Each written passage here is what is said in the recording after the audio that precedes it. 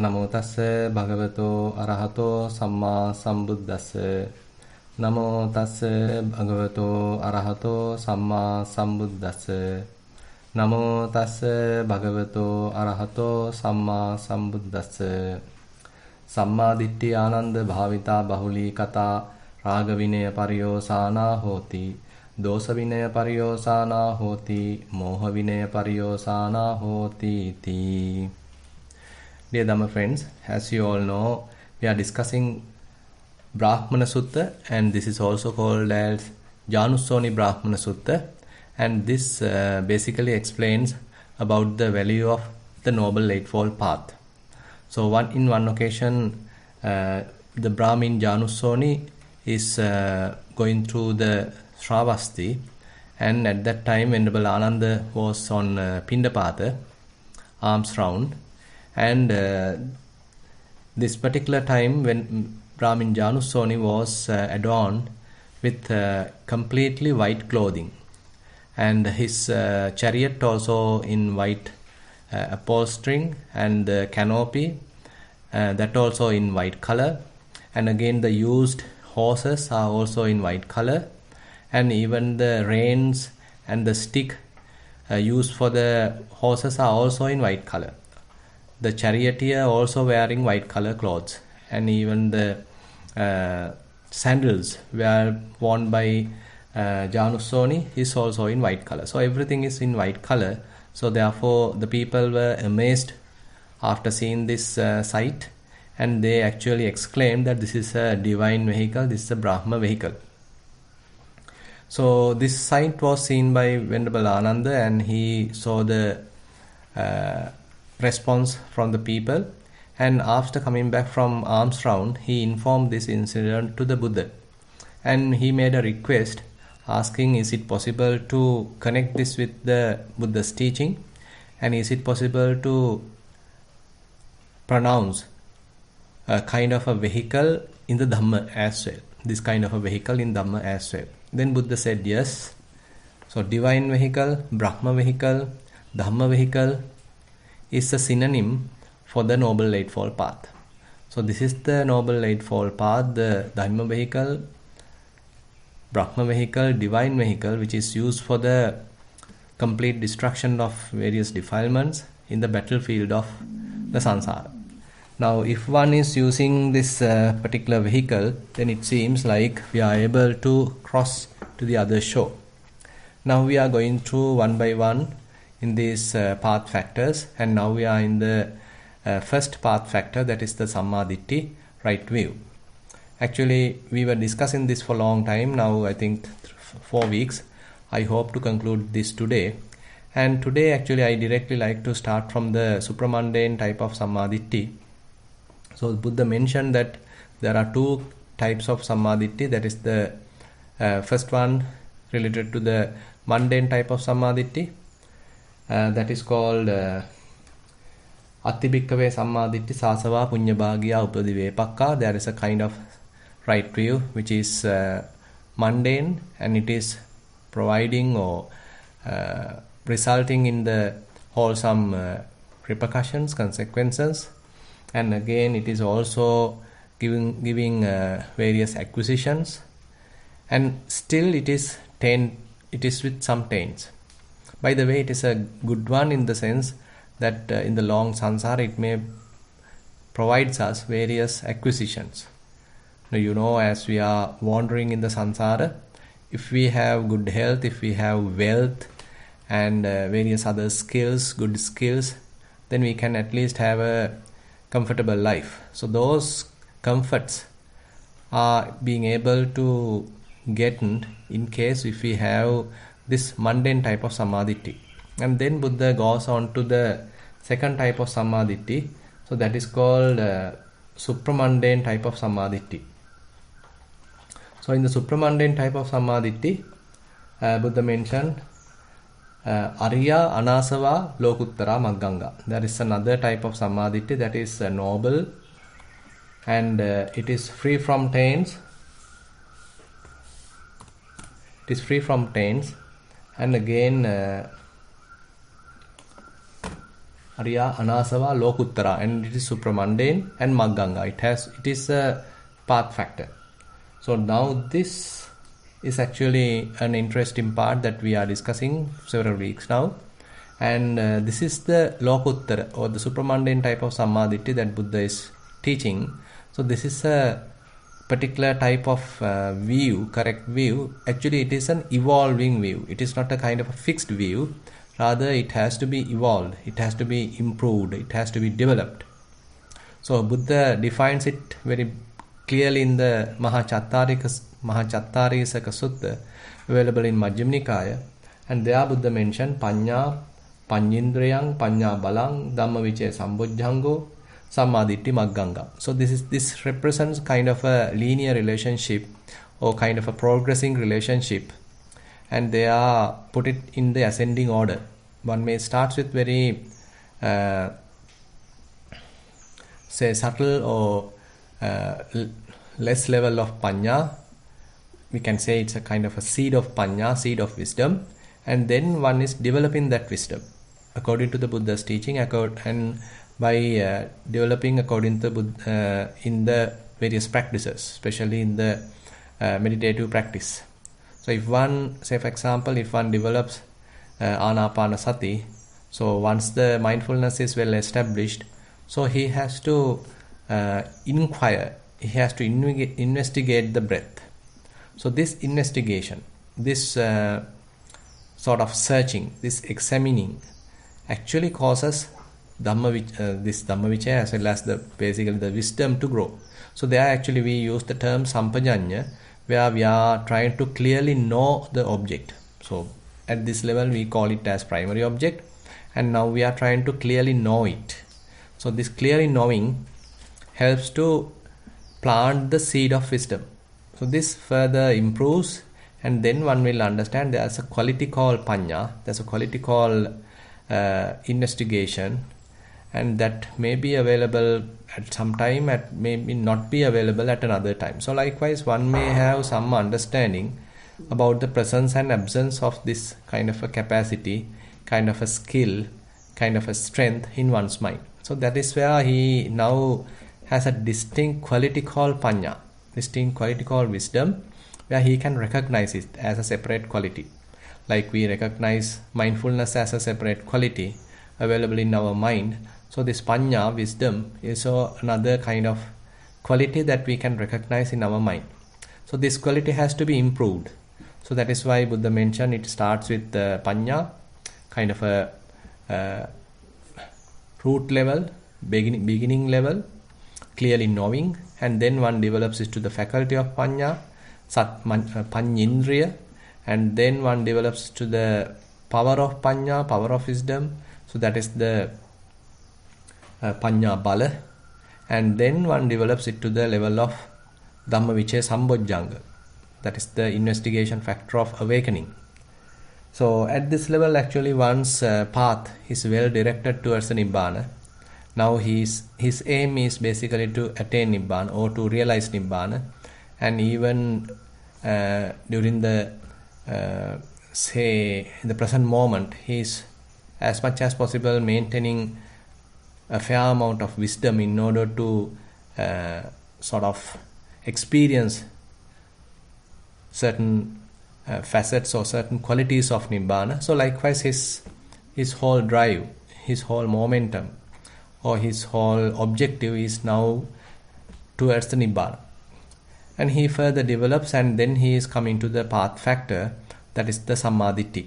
So in this Samadhiti now we were discussing various aspects, and we then talked about how a Micchaditti going to develop. If one have to have a Micchaditti, wrong view, so first of all he has to have kind of a grasping onto the 5 aggregates, at least one aggregate. If one grasps the form aggregate, if he is continuing to grasp like that, holding that kind of a grasping long time, and that can lead to a wrong view. Similarly, if one grasps feeling aggregate, again and again he is having kind of a strong grasping about the feeling aggregate, it can lead to a wrong view. So likewise we discuss how a wrong view could be developed.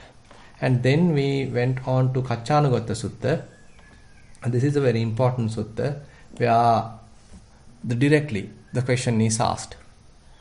Samadhiti Samadhiti iti bhante uchati kittavatanuko bhante Samadhiti iti uchati.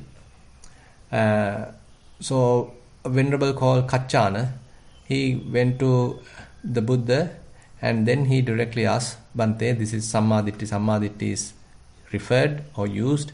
How one can become Samadhiti? How one can become a person with right view? So then Buddha actually explains it in a very beautiful manner, very descriptive manner, how typically our mind is conditioned. In the typical way of the beings are thinking in a particular manner, in a particular pattern. There Buddha mentioned, Dvenisato Kwang Kachana Loko Yebuhiyena. So typically our mind is attached to one extreme, either to one extreme or to the other extreme. So there are two sides always, either to the existence or to the non-existence, either to the on side or to the off side, either to the good side or to the bad side, either to the, say, short side or to the long side, either to the fat side or to the lean side, either to the white side or to the black side. Likewise, our mind has a kind of a tendency to attach towards any of these extremes. So typically there are two extremes, either existing or non-existence, atti or natti, and our mind typically operates in one of these extremes, associating one of these extremes. So this is one pattern or tendency that Buddha explains in this sutta. And similarly, our mind has a kind of a tendency to attach to something. Upaya, upadana, chetaso aditthana, abhinivesa, anusaya.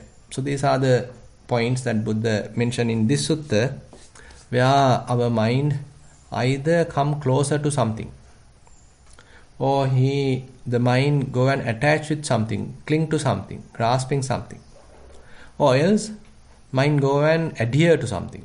So now it is very much like going into something, now living in that, dwelling in that.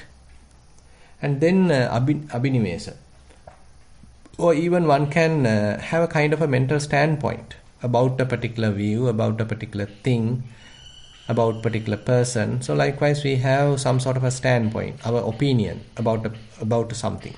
So this is also a kind of a grasping. And again, if one is associating this kind of various objects again and again for a long time, the qualities of those objects are prone to come to the mind. Now when a particular quality being associated for long time, so certain qualities of that particular object being projected or being transferred to the mind.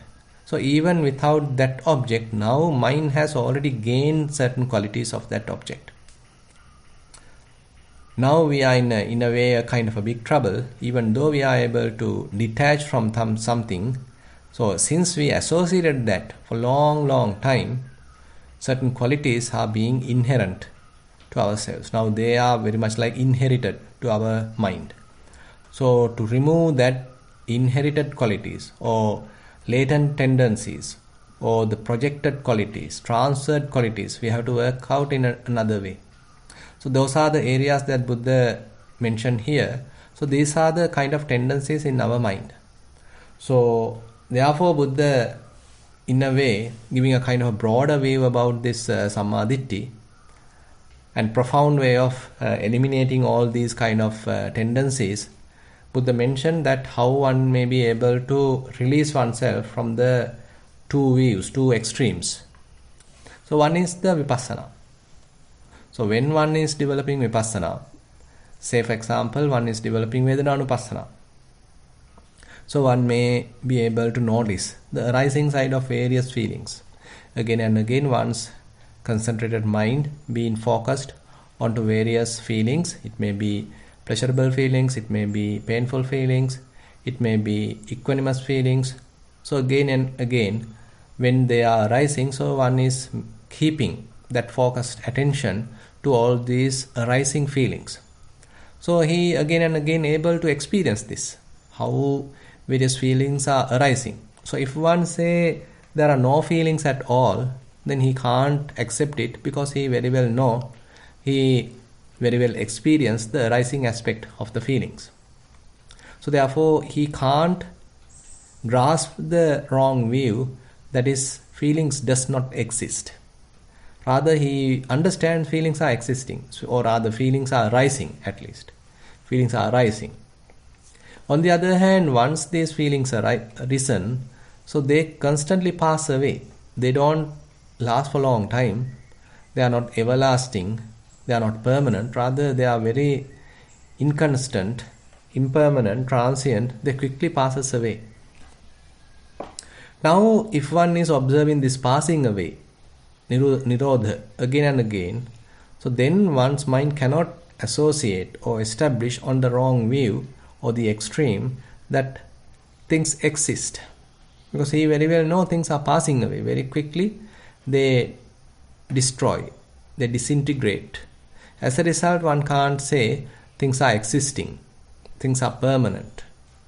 So as a result of that, Buddha mentioned here, if one is practicing this Samudaya Dhammanupassiva Kayasmin Viharati, Vaya Dhammanupassiva Kayasmin Viharati, Samudaya Vaya Dhammanupassiva Kayasmin Viharati.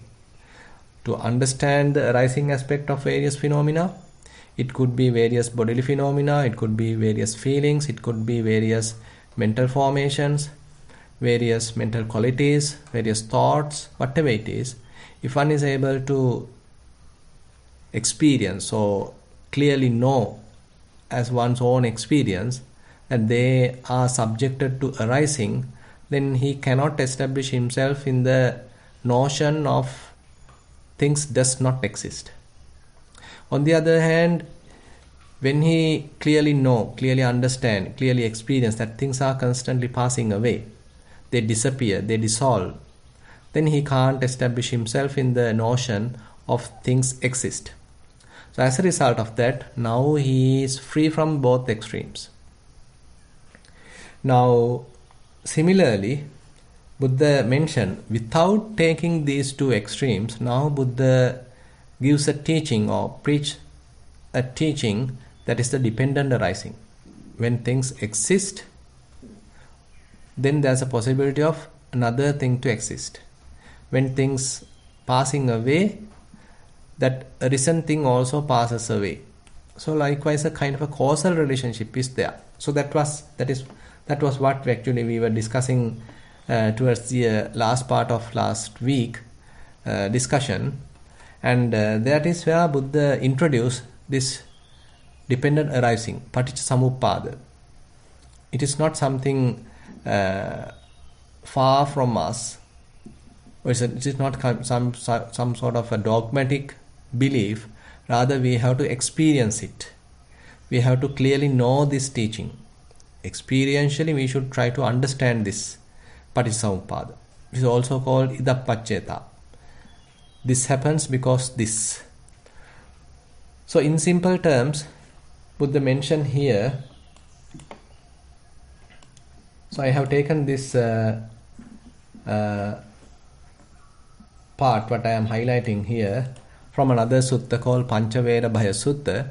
So there Buddha mentioned, so this noble theory or this noble principle, one should clearly know, thoroughly one should know. And he should know practically, experientially, not through a book. You can learn it from a book, but you should practically know it. So this is very important. So most of us may be able to memorize the 12 parts or 12 factors, and we can directly tell that. It doesn't mean that we have understood paticcasamuppada. So in order to understand paticcasamuppada, we have to take kind of an easy link, and then with that easy link we have to use it in the practical form, and we have to understand how it is really related, how we can experience that relationship. So first of all, we need to understand the theory, the principle. The principle is iti imasmin sati idang hoti, imassuppada idang uppajjati. That means when this exists, that comes to be. When this exists, that comes to be. Imasuppada idang uppajjati. When this is arising, that also arises. So you can see the causal relationship. This causes that, or this causes another thing. It is not that without any cause, various things are arising.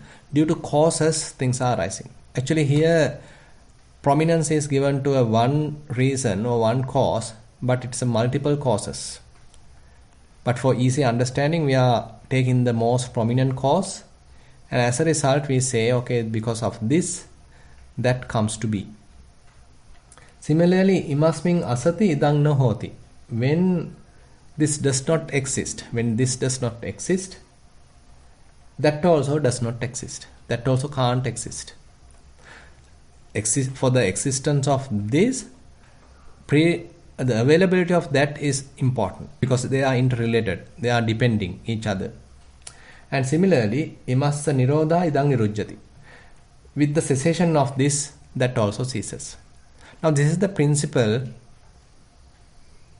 that we need to understand. This principle has to be applied to any duet or any two parts in the Paticca Samuppanna Anga, the causally arisen parts. Say for example, avijja paccaya sankhara. So if we apply the principle to this avijja paccaya sankhara, so that means, so we have to say, when avijja exists, sankhara comes to be, and with the arising of avijja, ignorance, sankhara also arises. And then when avijja does not exist, sankhara do not come to be. And when avijja, ignorance, cease, then the sankhara also cease. Say for example, if we take another couple, sankhara paccaya vijnana. So if we apply the theory, if we apply the principle to that couple, to that two parts, when sankhara formations exist, then the consciousness comes to be. And with the arising of sankhara, consciousness arises. And when sankhara does not exist, consciousness does not come to be.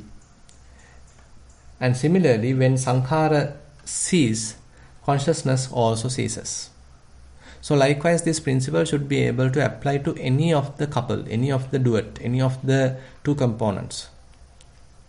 So this is the principle that we need to very clearly understand. And in order to penetrate this understanding, in order to well establish this understanding, we have to practically use or practically know this theory. Say for example, if we take passa paccaya vedana, when contact arises, the feeling also arises. With the arising of contact, feeling arises. When contact is there, feeling comes to be. When the contact ceases, feeling also ceases. And when there is no contact, there can't be any feeling. So likewise, we can apply that principle to passa paccaya vedana, the contact causes feeling. And we can try to know this part during our meditation. Say for example, if you are doing walking meditation, so you can say when your foot is touching the ground, as the foot contact with the ground, so there's a kind of a knowing, there's a kind of a feeling. So this contact causes that particular feeling. It could be a equanimous feeling. Say for example, you are keeping one hand on top of the other. Because of that contact, there is a feeling. So likewise, this contact causes feeling. So it is not a very difficult thing to understand. But important thing is, again and again, we need to know this. Whenever we are practicing walking meditation, if we want to emphasize this causal relationship, we have to keep our attention on this causal reaction. How contact causes feeling. Again and again, whenever the foot is touching the ground, so we get the feeling. Before that, there is no strong feeling, but when it is touching the ground, that feeling can be felt very clearly. Similarly, say for example, feeling causes craving.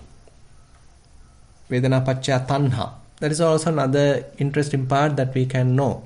So as we practice, meditation, mindfulness, so when we are going through some sort of a blissful experience, sometimes all the pains were disappeared, now we are feeling quite comfortable and the body appear like floating, so it's very lighter and the whole body is going through very pleasant sensations, pleasant feelings, mind also quite calm, lighter. So at this time, there's a very pleasant aspect of feeling, and probably as a result of that, there is a possibility of arising tanha, arising a desire for this state. So because of feeling, pleasant feeling, there the tanha, the craving arises. If there is no such feeling, there is no such tanha, craving as well.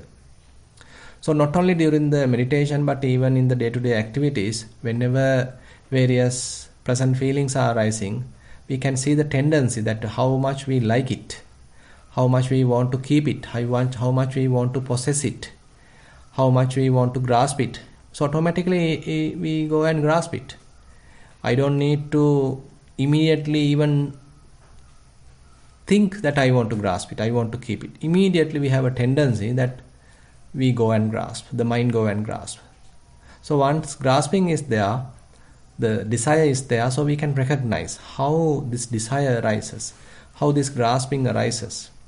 So tanha paccaya upadana, once the desire is there, so we go and cling, the grasping is there. So these components, these parts, so therefore we can recognize during our daily activities, during our daily practice, during our meditation session. So how a pleasant feeling causes craving to arise, a desire to arise, and as a result how we go and grasp it, how we are trying to go and hold it. So this we can actually recognize. So when we are holding, so that means we are no more in the present moment. Now our mind has become that. Whatever state, assume it is a very pleasant state. Now we have lost the present moment. Now we have lost the equanimous moment. Instead, now mind has become that pleasant feeling. So I become that. I am that. Is this kind of a becoming, this kind of a grasping. So now I have something to grasp. So mind has become that. So this is how becoming process happens. This upadana paccaya bhava. The clinging causes some sort of a becoming, some sort of a new existence. And this is how it is arising. This is how one is reborn to that existence. So when this new state is there, so we are reborn to it. Bhava paccaya jati. We are reborn to it. Now we are experiencing it. Now we are going through it. And in day-to-day activities, we can know this. Suppose that we want to have ice cream. So we get that desire. And as a result, and we are even imagining. Now kind of ignorance is there. If I have this ice cream, so I may have a very beautiful, pleasant sensation. I may enjoy it. So this kind of thoughts are now going on. Now the various formations are happening inside the mind. So as a result of that, various consciousness arise. As a result, kind of a nama rupa, that is the name and form, various images, mental images are also now happening in the mind. So you can even trace or notice certain images of the ice cream in the mind. Not yet you have tasted it, but now you are imagining certain thoughts of various, say, brands of ice creams, and again various memories which you have experienced an ice cream. So those are now coming to the mind. So now mind get involved in that. More and more thinking happens. Nama rupa paccaya salayatana. So when those initial triggering happens in the mind. Now the mind start to think. So the Manayatana start to exist. Now basically Manayatana now carry on the momentum, is catching the momentum. Now again and again thinking. Now even certain, say, watering of the mouth may happen. Now that is the Jivhayatana, the tongue also now into the action. Now we are walking towards the refrigerator. Suppose we have it already. So we are now going to the refrigerator. Now the body also come into the action. Now we are taking it. And Salayatana Paccha Passa. Now we are in contact with it. Now suppose we are taking some amount of ice cream to our cup. Now we start to taste it. Now the taste is there. Now the tongue is now in the action. Now there's a very pleasurable feeling. So Passa Paccha Vedana. Pleasurable feeling is there because ice cream now touches the tongue. So as a result of that, now a pleasurable feeling is there. Now we really like it. Now we are enjoying it. Now we are delighted by that tasty. The taste of this ice cream. It is delicious. Now I want to have more. Now while tasting it, now I have a desire to have it more and more. Now I am grasping it, holding it. I may even close my eyes, want to enjoy it. Now I am having a seat, properly sit down, close my eyes. Even little by little I am enjoying it. Now I am in a ice cream world. Now you are reborn in this tasty world. You can't beat the feeling. So that's an advertisement also telling like that. So likewise, now we are in a delicious world. Now we are reborn in the delicious world. Suppose now we are living in that delicious world for a while, and after some time ice cream finishes. So we eaten it completely. Oh, now everything finished. It has gone. The pleasure has gone because no more ice cream available. So if you eat more, you may blame by your husband, you may blame by your children, you may blame by your parents. So you can't eat more. So you are now little unhappy about it. So the Jara, Marana, Soka Parideva, Dukkha, Domana, Supayasa, Sambhavanti. Various kinds of unhappiness, frustration, despair to different levels can arise in the mind. Because the state that we were is quite impermanent, it can't last forever. So after a while it may finish, it may complete, it may ends. As a result of that, temporary happiness has gone. So I have taken a very simple example, but this is common to everywhere. Whenever we do this kind of a grasping, so this kind of a becoming is evident. Again and again this happens. Now, likewise, if we are able to understand this, how this arising side happens in the Patisamuppada, how ignorance causes various formations, how formations causes consciousness, various consciousness, that is the causal consciousness or conditioned consciousness to arise, and then how it is making kind of a mental images, name and form available in the mind, and we consider those as correct and true. As a result, now our hands, legs, eyes, ears, nose, tongue, everything coming to action, salayatana, and using which actually we take some action, we move forward, or we start to talk, we start to enjoy whatever it is, we start to think, and as a result, so we get various feelings, contact and various feelings, and then kind of craving, desire, and then grasping. After that, we are living in a different world, in a different state. We have lost the present moment.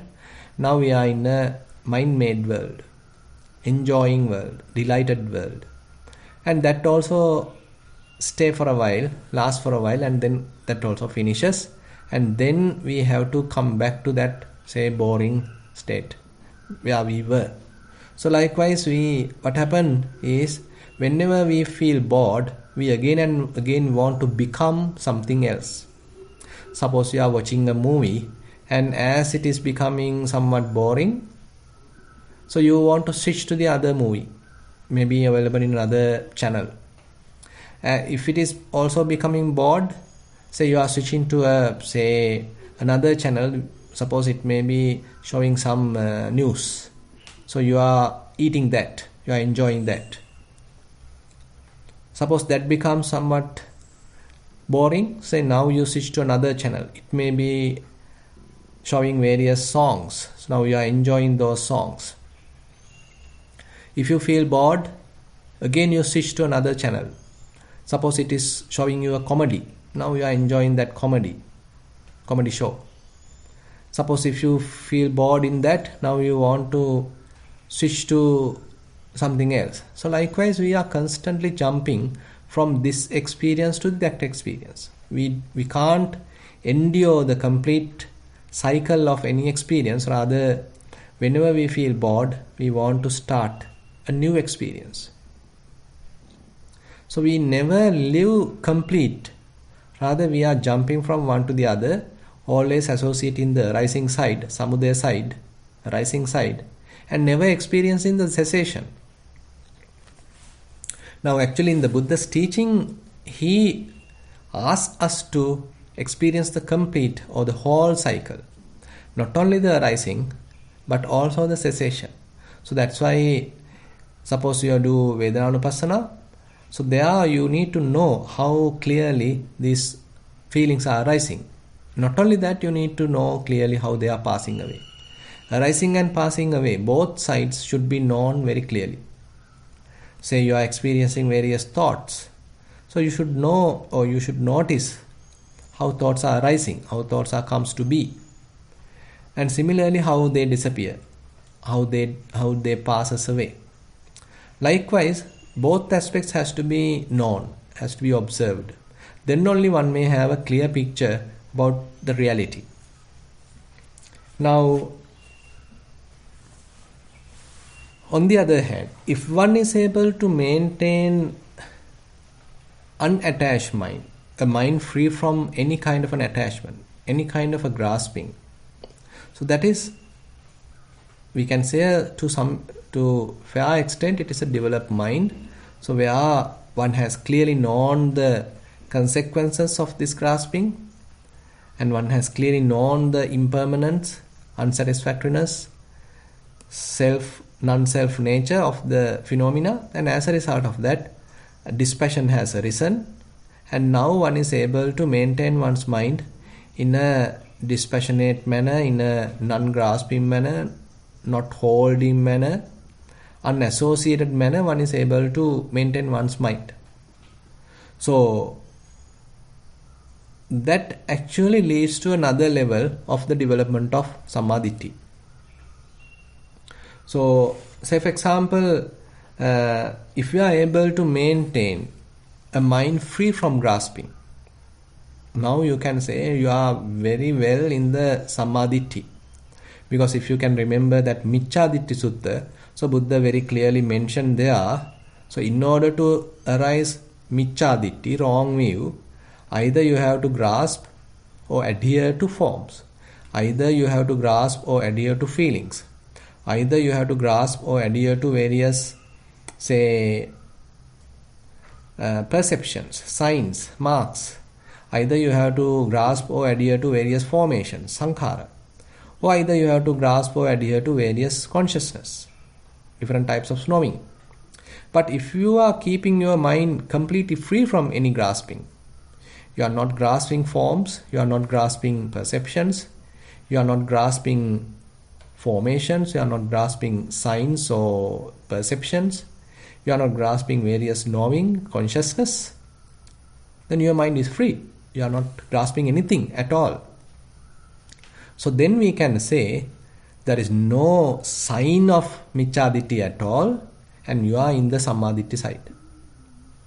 So that is where you may understand, if you are able to maintain such non-grasping state in the mind for a while, again and again you are practicing such state for a while, then you will understand, okay, how troublesome is to have these formations, to do various constructs in the mind, to do various fabrications in the mind. So So it's a kind of a burden to the mind. It's a kind of a troublesome, it's a kind of a tiresome process. Unknowingly we were doing it, but once you experience some calmness, peacefulness, clarity, say unassociated state of mind, then you will understand all these formations, all these creations, all these constructions, all these fabrications is a kind of a trouble to the mind, is a kind of a burden to the mind. So why not I keep the mind fairly clean, fairly clear, free from any formations, free from any kind of a sankhara, free from any kind of a fabrication. So this is where one may switch to another level of Samadhiti that the Buddha mentioned. Samadhitim bhaveti viveka nisitang, viraga nisitang, nirodha nisitang vasagga parinami. So I have highlighted it here. So one may start to live a life as much as possible associating seclusion. Seclusion in the sense the mind is secluded. It is not that you are trying to be secluded. You also should be able to seclude time to time. But especially how to keep the mind secluded. Not attached with the forms, not attached with the various perceptions, not attached with various formations, not attached with any sort of feelings, or not attached with any kind of conditioned consciousness. How a mind can exist without any of these graspings, without any of these attachments, bindings. So that mind we can say viveka, seclusion. So that mind associates seclusion. Viraga. So that mind is not interested of grasping, not interested of kind of passionately holding things, not interested of passionately going after things. Rather it now has established on dispassion, viraga. Similarly, whenever things happen, so this mind allows them to cease. Rather than jump into the arising side. So whatever is arising, he knows very well it is some sort of an unsatisfactory nature. So let it pass away. So this mind now allows things to happen and to take their own cessation. Allow them to take their own natural cessation, naturally die. So he is not now putting his hand or to intervene in the process. He knows very well now things are arising and they are passing away. They have that nature, that is their conditioned nature. So I don't need to interrupt them. So you simply allow them to cease.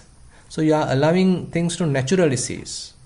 Rather than you forcefully try to get rid of them or forcefully try to hold them, you simply allow them to naturally cease. So therefore one is associating such nirodha and vasagga parinami. That is where one is simply sort of motivated in a way to relinquish, maturing in release. So more and more the mind is letting go, mind is not holding, mind has changed its direction towards letting go, non-grasping. So this now a yogi, a practitioner is further developing. So that is where Buddha mentioned Katamachananda bhikkhu kalyana mitto kalyana sahayo kalyana sampavanko ariyang attangikam maggam bhaveti ariyang attangikam maggam bahuli karoti. So Buddha mentioned, and how Ananda does a bhikkhu who has a good friend, a good companion, a good comrade develop and cultivate noble eightfold path. Now this is a kind of statement that Buddha mentioned here. So this requires some kind of say guidance. So if Buddha has not taught this lesson, none of us would be able to understand its benefits.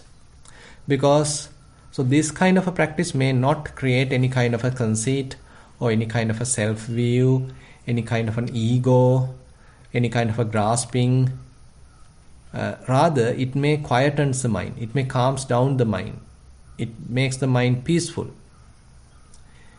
So therefore Buddha has taught the lesson, Buddha has mentioned the path. So he clearly understood it, he lived in it, and he has shown the path. He has sort of given us directions. As a result, now his followers are also continuing in that direction.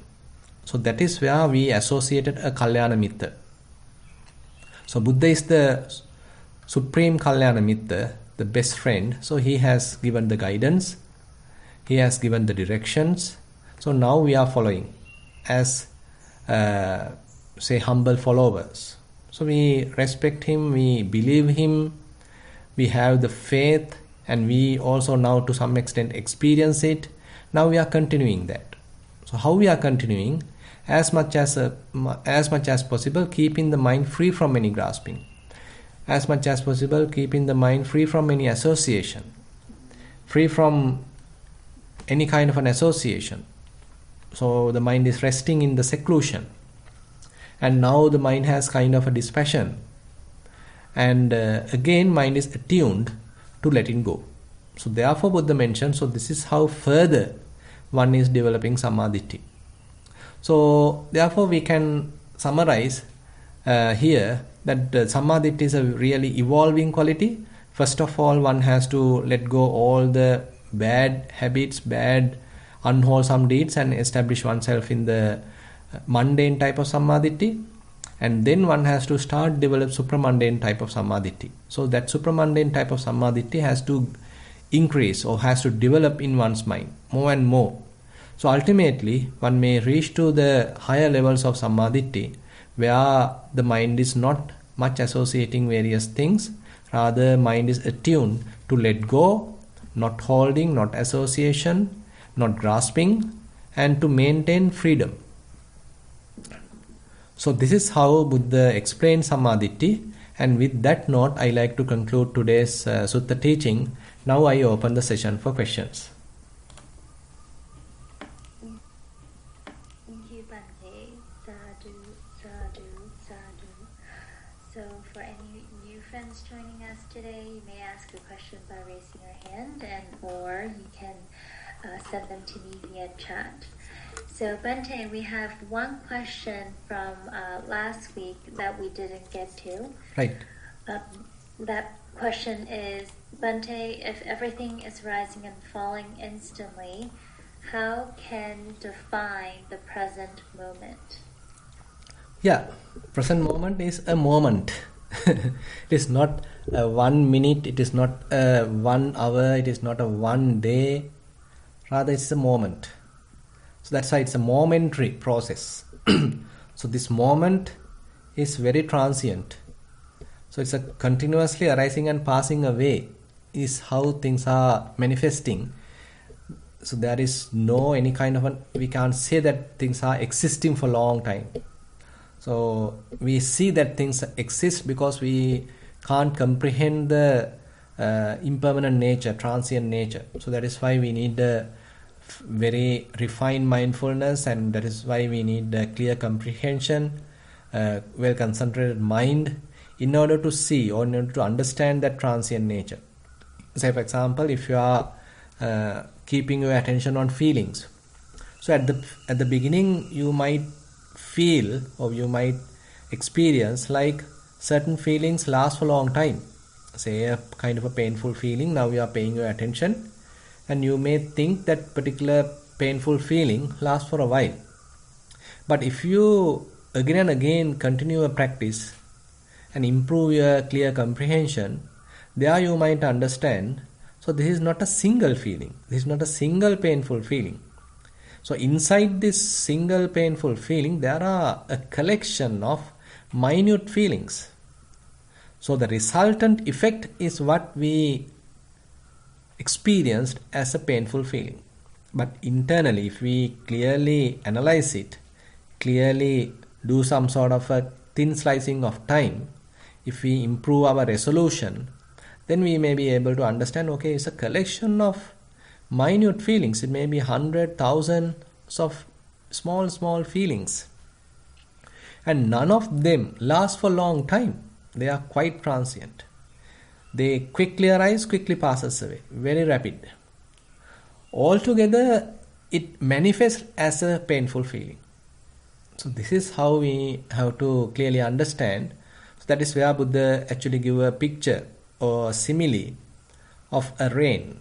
So when a rain drops touches a water surface, a water bubble may arise and then quickly burst. Another raindrop touches the water surface, another water bubble arise and quickly burst. Suppose now you are experiencing a heavy rain. So there are very quickly thousands of water bubbles arise and burst. So this is the picture that Buddha gives for feelings. This is an analogy Buddha gives for feelings. So similarly, if we are able to refine our mindfulness and focus our attention very carefully, we might be able to understand this transient nature. So therefore, we can't say there is a lasting moment. The moment is kind of a momentary process. Yeah. Okay, we can go to the other question. Thank you, Bante. So, dear Bante, it seems like the arising is much more prominent and much more easy to note than the ceasing. Is it true that the ceasing of phenomenon, generally speaking, is much more subtle than the arising of a phenomenon? Basically, we start with knowing the arising side, but as you continue to notice the arising, so your mindfulness start to get refined. So one advantage of that is slowly you will understand how things cease as well, because this arising aspect is also very subtle. So we are slowly refining our mindfulness, refining our concentration, and as a result of that we are able to clearly know the arising aspect. So this clear comprehension can be used even to the ceasing side as well. So then you may understand, okay, they cease as well, they quickly cease as well. So it may come to you, you may be able to notice it, you may be able to understand it. And even if you keep your attention to various thoughts, so there, even it is not that difficult, I feel, because you can understand how thoughts comes to be, how thoughts arise or how thoughts comes. And if you are not attaching to them, they simply go, they simply fade away, they simply disappear. So you can notice this disappearance, you can notice this fading away. Suppose there's a lustful thought and you notice how it is arising. Your mind was, say, peaceful, there was no lust, but now there is a lustful thought. Now you feel, you understand, okay, now there is a lustful thought arisen. Suppose you are not supporting it, you are not strengthening it, you are not finding any delight in it, then it may lose its power and it may naturally cease, naturally fades away. Now there you are experiencing the fading away, there you are experiencing cessation. So again and again you got to experience this cessation, this passing away of all the various kinds of thoughts.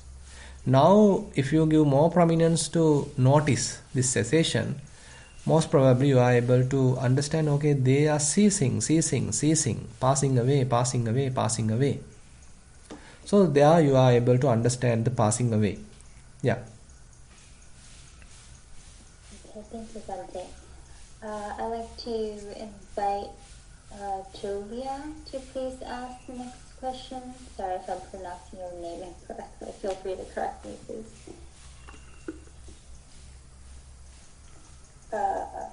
Bante, Yes. my apologies. Is this question? I joined this few minutes back, so I just want to know, Bante, is this from Samadhiti Sutra? Sorry, can you repeat the question? I joined this program few minutes back. I didn't listen in the beginning. Is this coming from Samadhiti Sutra? No. Actually, we have taken a different sutta that is called Brahmana Sutta. This is available in the Magga Sangyutta Nikaya, And actually I have uploaded this to our website, so you can download this actually not today's lesson or today's teaching I have uploaded, but last week session I have uploaded, but after a while I will upload today's one as well. So yeah, Brahmana Sutta. Yeah. So if I go to Nissarana Vanaya website, I can get it. Yes. Right. I also want to know, Bhante, have you done this Samadhiti Sutra by any chance? No. Haven't. All right. Okay, Bhante. I'm so sorry for taking your no time. problem. Yeah, no problem. I just sent you the link to the past recordings, so you may find it there. Okay, thank you, Jennifer. You're welcome. So for the next question, I'd like to invite Pri.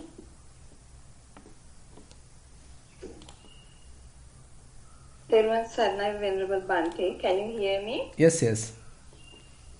Venerable Bhante, I apologize for my ignorance here, but I can't relate dependent origination and karma together. I feel like they contradict each other. Contradict? I'm pretty sure I'm wrong here, but I have a hard time to connect them together. I understand that ignorance is the starting point for everything, and when this happens, that happens. But how do we connect that to karma? Right. By the way, to the previous person, I have now copied the PDF to the chat. If you are interested, you can download. This is the new PDF I have copied to the chat. Okay, so your question is how we can relate karma to the Paticcasamuppada? Is it your question? Yeah. So basically, for example, suppose somebody has some illness and then and suffering. So we know that because the person thinks that this is me and this is my body, and so because of that ignorance, the circle starts and it goes to suffering. And then another person would say that, oh, it is because of your karma. It's previous karma. Right. So, yeah, so that's why I'm a little bit confused there. Yeah, actually it is not a single cause. So if you can remember, actually we discuss various causes. Say for example in the Girimananda Sutta, so there Buddha talks many causes when an illness happen. Say for example, karma is one reason. Say wrong food or sort of some kind of imbalance in the food is another reason. Not careful about how you are maintaining your body is another reason. Climatic conditions are another reason. And so likewise there are many reasons that Buddha mentioned, and therefore we can't very clearly say, okay, this is the exact reason. So that is in a way beyond our capacity, but we can do a fair guess. It may be due to this reason, so we can say like that. So yeah, so therefore it is not just a karma is just one reason, but there are many other reasons as well. So does that mean dependent origination and karma are two different sides? Here also karma available. Say for example, if you do various formations, sankhara, so and there you start to purposely think. Suppose we take the example, say eating ice cream. So there we are, before we eating the ice cream, so we are thinking about it. So we intentionally now imagining it. Now this intentional thinking, if we move forward for a long time, So it can lead to kind of a craving. It can lead to kind of a greediness. So this is actually generating karma. And then we even change it to our bodily karma, not limited to the mind. Rather, we do the bodily karma as well. So then directly we are sort of taking some action. So action is the karma.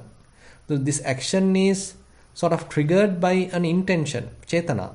So then it is a karma. So therefore, so we can integrate, or we can put karma also, the operation of karma also, this Patissamuppada. Oh, okay. Okay. I understand now. Yeah, because the sankhara is the mental formations. So that is how we start to construct. We are thinking, we are imagining, we are constructing, we are sort of proliferating. So all these things actually conditions the mind and makes some sort of potential in the mind. So that is where the karma comes to be. And especially when we use our six senses, salayatana, and using which we start to think or taste or take an action, or so any of those, so volitionally, then the karma is there. Okay. Yeah. Thank you very much. Yeah. Theruvan Saranai. Okay, thank you. I'd like to invite Tita Devi to please ask the next question. Thank you, Jennifer. Bhante, you spoke about when you were giving examples, you spoke about Passa Vedana, Tanha, Upadana Bhava, and then you went on to talk about Sukha Parideva Dukkha Domanassa. Now, I mean, in ordinary things, we can look into all this and analyze it without much emotion. But now, in certain situations, like a sudden death, of a young person, and the parents are devastated. I mean, if you had to advise those parents, how do you go about it? Because it is an intense shoka parideva dukkha domanassa, Bhante. So yes. I just wanted your view on that. Yeah, actually, the Patissamuppada is one teaching that we can take, say, considering that there is a huge amount of suffering involved when we are grasping, when we don't establish ourselves on the reality. So we are expecting permanence in an impermanent process. We are expecting lasting happiness from where there is no such lasting happiness is available.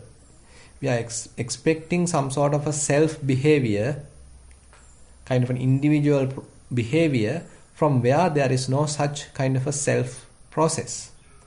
So this is where we actually have kind of a wrong notion, kind of a wrong understanding. So the very perception is wrong. In a way, kind of vipallasa. So that is, in a way, we grasp, okay, thinking that there's a person, there is my son, there is my daughter. So she or he is mine, and she or he should behave as I like. He or she could not give me any kind of a suffering, and she or he can live as much as he or she like, as much as I like. So we have this kind of an expectation. When someone else go through that difficulty, we don't feel much. But when it happens to us, so it directly affects us and it directly felt. So it is unbearable. So this is one way of explaining. But on the other hand, we have to take various other actions like, okay, we have to sympathize on this person. We have to try to convince this particular person. We have to associate this person and have some sort of a, say, companionship, give some time for her grievings. Sort of association should be there rather than simply neglecting. And actually it takes time, because this particular person may now deny the death, cannot accept this reality. So his mind now denies the reality. Rather, he want to live in the past experience, how he has enjoyed with the child, and all these memories are coming to the mind, and all these are now he's chewing again and again. Now all those are all memories. But he is taking them to the mind, to the surface of the mind, and start to proliferate, and that actually aggravates the situation. Because he is not letting go of those thoughts, letting go of those memories, and accept the reality. Rather, he is resisting the reality, and want to live in the past. He had some good time with the child, and he wants to enjoy that past rather than accepting the present moment in a way. So we have to strategically bring him to the present moment slowly. It is not that immediately we can simply say, okay, this is karma, why are you crying? You just have to do this, do that. So that may not help, because it is true as a third person we can say like that. But the person, when he is going through it by himself, so it's an immense amount of suffering. So that we have to slowly do some sort of a counseling process, try to convince him slowly, and in a way it's a kind of a reality that he has to accept.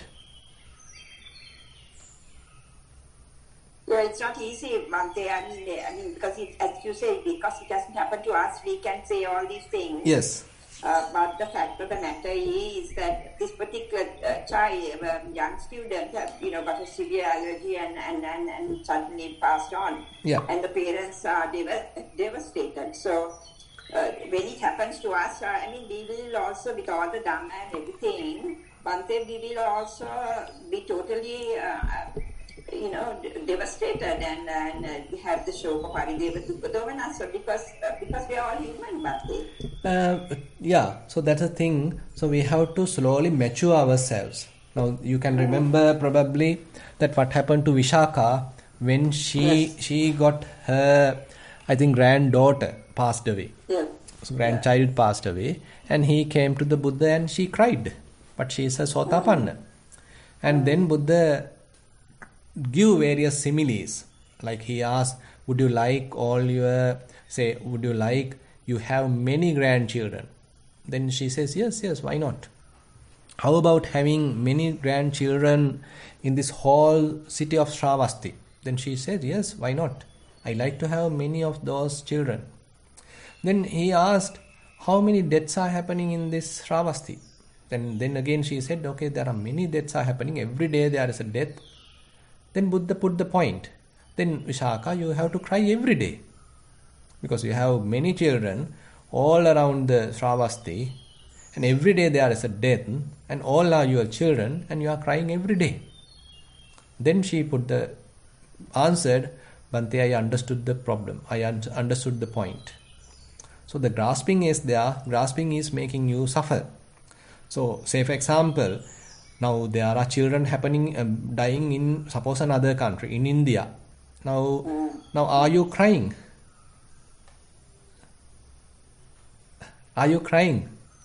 No. No. Why? Because it may be exactly, that's the problem. So we are not grasping them. We don't consider them as my child. So when it happens to my child, then I cry. So the grasping is the issue. So I have narrowed down my mind, and now I have selected a particular child as my child. And if something happens to my child, I am worried. But if something happened to another child, I am not much concerned about it. I may simply say, oh my God, what to do? It's maybe karma. That's it. Then we forget it. But if it happened to my child, then I suffer for a long time. Even during the whole lifetime, I may be even suffering. Because there are some parents who are like that, Bhante. Yes.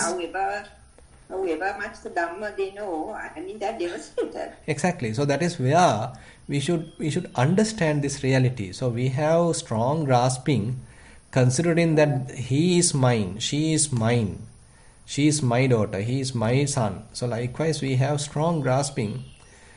But it's common to all human beings, and we should accept this bitter reality in a way. So we also may die one day, and others, our loved ones, also will die one day. And if we are able to understand it is not some sort of making yourself indifferent or quite, what to say, not having any feelings. Rather, you really feel it, but still there's a strong wisdom, have good support in your mind. So that is where the strong wisdom, Vipassana, is quite important. So you yourself have understood the reality. Simple knowing of Dhamma for the say is not enough. Rather, you should practically went through the understanding. You should practically experience that understanding. How transient is this whole process? How can have a person here? How can have a self here? So if we have a person, if we have a self, if we have any kind of a control, we should be able to completely free from any suffering. Suppose you got a kind of a sickness. So we none of them like this sickness. So we should be, if we have whole control, I should be able to completely quickly keep it out, keep it away, and again regain my health. But I can't do that. So I need to have a lot of support from medicine and all this, this and that, because it is not in our control.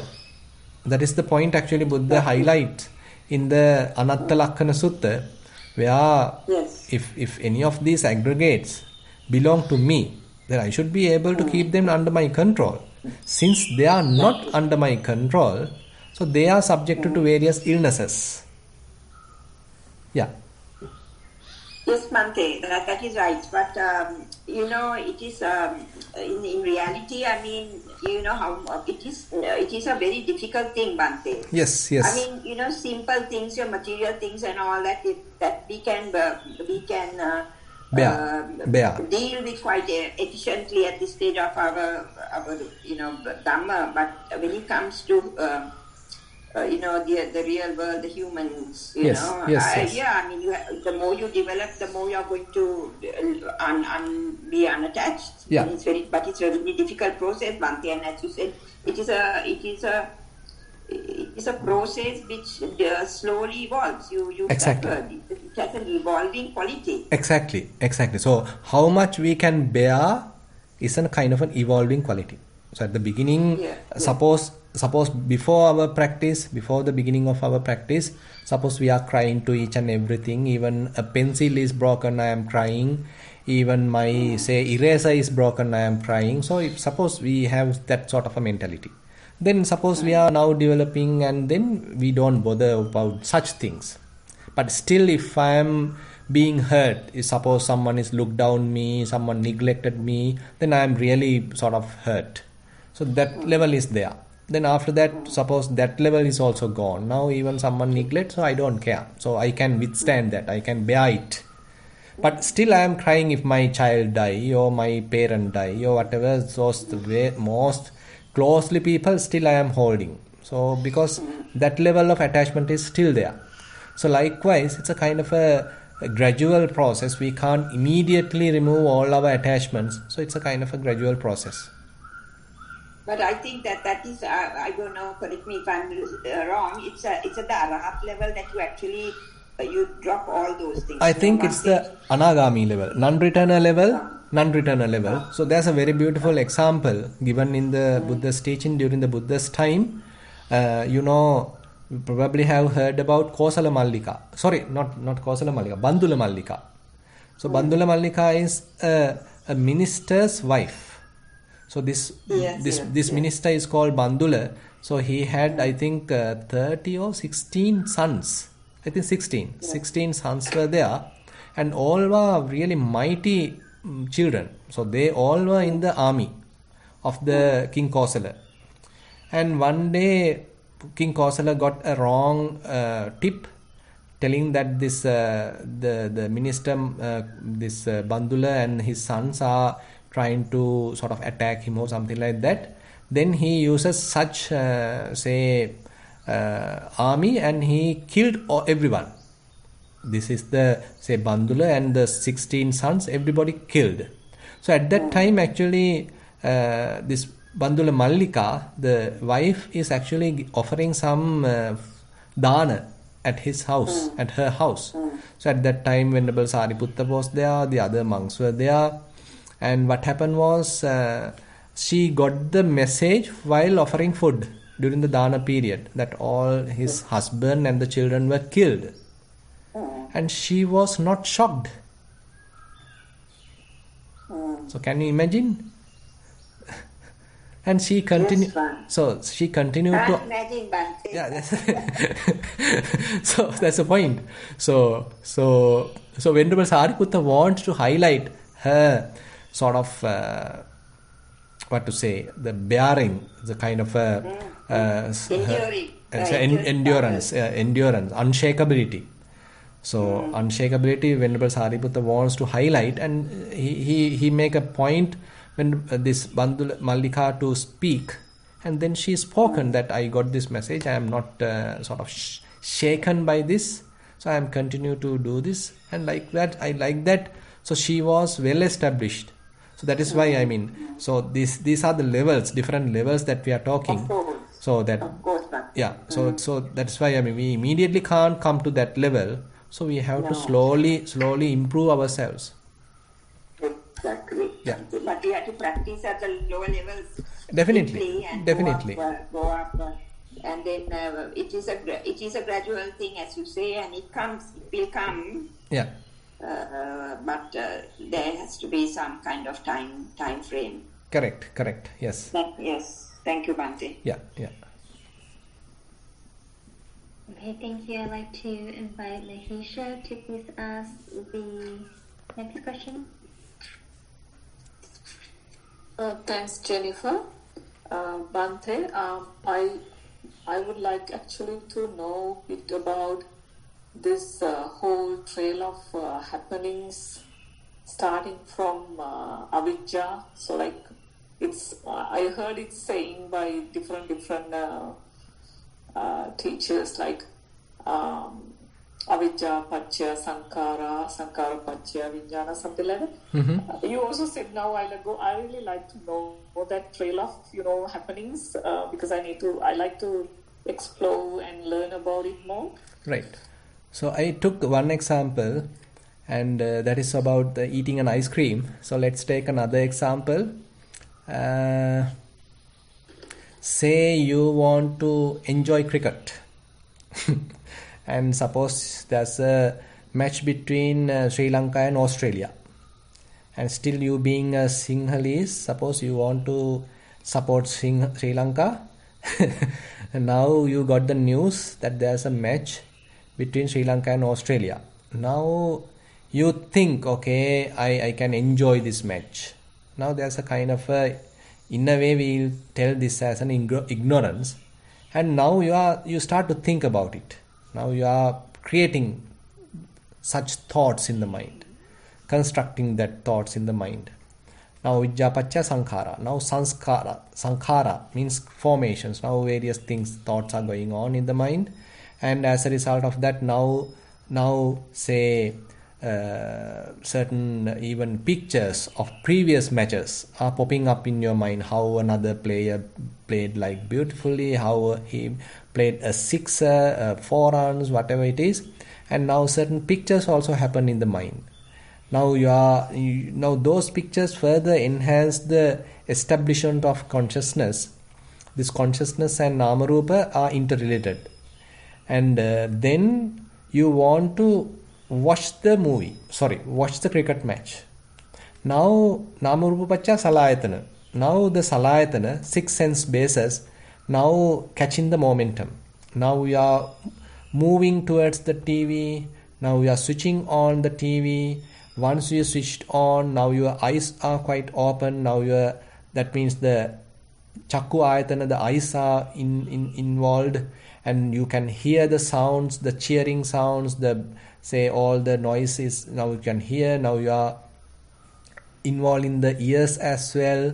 Suppose you take some food also, and you are now tasting that food while you are watching the match, and your tongue is also in the action. Now you take a very comfortable seat and you sit there, and now you feel the comfort as well from the body. So likewise, all the 6 sense bases are now into action, and as a result of that, the contact happens. The ear with sides, the the eyes with sights, ear with sounds, tongue with various tastes, the mind with all the various say the thinking, and all these things are now, all the six sense bases are in contact with the corresponding sense impingements.